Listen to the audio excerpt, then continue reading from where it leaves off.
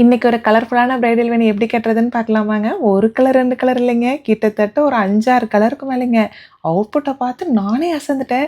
"பரவாயில்லையே நித்யா இவ்ளோ சூப்பரா கட்டிட்ட" அப்படின்ட்டு எனக்கு ரொம்ப பிடிச்சிருந்ததுங்க. இதுவரைக்கும் இந்த மாரி டிஃப்ரெண்ட்டான பிரைடல் வேணி கட்டினதே இல்ல. என்னன்னு பார்த்தீங்கன்னா, கொஞ்சம் வந்து ஒரிஜினல் ஃப்ளவரு, கொஞ்சம் ஆர்ட்டிஃபிஷியல்னு கலந்து கட்டினனுங்களா, பார்க்கறதுக்கு பார்வையா இருந்ததுங்க. அதுவும் பார்த்தீங்கன்னா, மெயினா டாமினேட் பண்றது அந்த கார்னிஷர் ரெட் கலர் தான்.